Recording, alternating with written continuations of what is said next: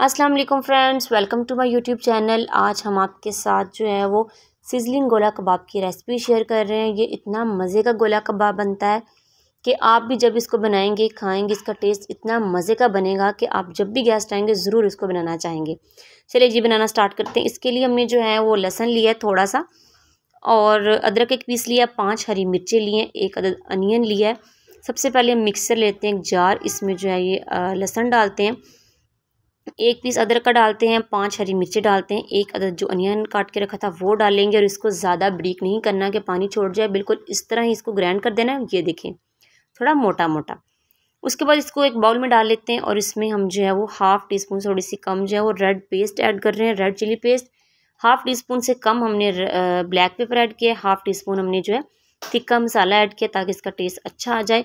1 teaspoon इसमें हम जो है वो गरम मसाला ऐड करेंगे और हाफ़ टी स्पून जो है इसमें हम धनिया पाउडर ऐड करेंगे।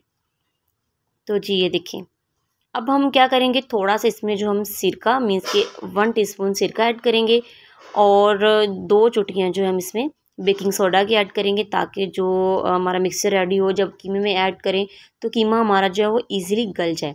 क्योंकि यहाँ पे हमारे पास कीमा जो है वो बहुत ही फ़ाइन कीमा है। ये जो है हमने मटन का कीमा लिया है, ये बहुत ही बारीक पिसा हुआ है, इतना जैसे कि एक आटा गूंदा हो, मीन्स के फ़ाइन कीमा है। ये वाला मिक्सर जो है हम कीमे में ऐड करते हैं और ऐड करके इसको जो है हम अच्छे से जो है हम तो गूंदेंगे, लेकिन आप जो है इसको मिक्सर में डाल के दोबारा इसको अच्छे से जो है वो ग्राइंड कर सकते हैं, मिक्स कर सकते हैं। लेकिन यहाँ पे हम क्या कर रहे हैं, हमने हैंड्स की मदद से जो है इसको अच्छे से गूंदना है। और आपको यहाँ बता दूँ कि मैंने अभी तक जो है इसमें नमक ऐड नहीं किया, वो जो हम लास्ट में ऐड करेंगे। अब इसको हम जो है अच्छे से मिक्स करते हैं। ये देखिए फ़ाइन कीमा है हमारा, बहुत ही बारीक।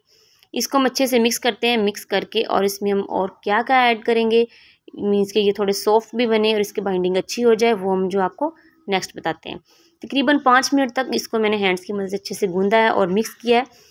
और थोड़ा सा अब हम इसमें क्या ऐड करेंगे, वो है ब्रेड क्रम्स। अगर आपके पास जो है वो कॉर्नफ्लावर है तो बेस्ट है कॉर्नफ्लावर ऐड करें, लेकिन उससे पहले जो हम इसमें थोड़ा सा हाफ़ टी स्पून नमक ऐड करेंगे। ये देखिए नमक ऐड करके फिर हम इसको अच्छे से जो है वो मिक्स कर लेते हैं। और अब इसमें जो है हम ब्रेड क्रम्ब ऐड कर रहे हैं, 2 ब्रेड की जो है ये ब्रेड क्रम्ब है। और अगर आप कॉर्नफ्लावर यूज़ कर रहे हैं तो आप 3 टीस्पून डालेंगे, बेस्ट है। कॉर्नफ्लावर फ़िलहाल हमारे पास कॉर्नफ्लावर अवेलेबल नहीं था तो उसकी जगह पे हमने जो है ब्रेड क्रम्ब्स भी डाले। अब इसको अच्छे से गूँधेंगे और 2 टेबलस्पून जो इसमें ऑयल डालेंगे और अच्छे से गूँध लेंगे। तो जी ये देखें हमारा ये मिक्सचर रेडी हो गया है। अब हम क्या करेंगे, हमारे पास एक सीख भी है और इसके अलावा हमारे पास एक पेंसिल भी है। गोला कबाब आपके जो है पेंसिल पे भी बना सकते हैं, अगर आपके पास सीख अवेलेबल नहीं है तो फ़िलहाल हम जो है वो एक सीख पे बना रहे हैं। इस तरह इसको रख के हैंड्स की मदद से इस तरह प्रेस करेंगे और ये देखें इसकी शेप कुछ इस तरह रेडी हो जाएगी। ये जो है बहुत मज़े के और बहुत टेस्टी बनते हैं। और थोड़ा थोड़ा जो मैंने हैंड्स पे ऑयल लगा लिया है और 2 टेबलस्पून जो है मैंने इसको मिक्स करते हुए ऑयल जो है वो डाल दिया था ताकि ये जो है सॉफ्ट बने। ये देखें इस तरह बनाए हैं, तकरीबन तमाम इस तरह बना के और फिर हम आपको दिखाते हैं। तो जी ये देखिए हमारे तमाम गोला कबाब रेडी हो गए हैं। अब इसको हम फ्राई करते हैं। स्लो फ्लेम पे हमने ऑयल गरम कर लिया है। अब इसमें हम तमाम जो है गोला कबाब ऐड कर देंगे। तो जी ये देखें अब हमने जो है स्लो फ्लेम पे इसको मीन्स कि इसकी साइड चेंज करते जाना है और आहिस्ता आहिस्ता इसको पकाते जाना है। मैक्सिमम ये जो है 7 मिनट तक इसको हम स्लो फ्लेम पे पकाएंगे और आहिस्ता आहिस्ता ये साइड चेंज करते जाएंगे। जैसे ही थोड़े लाइट ब्राउन ये देखें हो जाएंगे फिर हम इसको डिश आउट करके आपको दिखाते हैं। तो जी ये देखिए हमारा गोला कबाब जो है रेडी हो गया, हमने इसको जो है डिश आउट कर लिया है।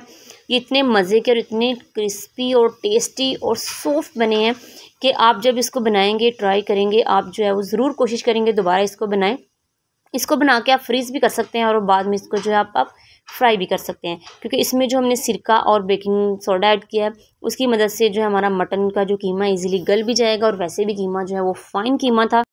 और अगर आपको पसंद आए तो प्लीज़ मेरे चैनल को लाइक करें, सब्सक्राइब करें, अपने फैमिली फ्रेंड के साथ शेयर करें ताकि हम आपके लिए न्यू न्यू वीडियोस लेके आएँ। फिर मिलते हैं अपनी वीडियो के साथ। अपना बहुत सा ख्याल रखिएगा, दुआ में याद रखिएगा। Thanks for watching.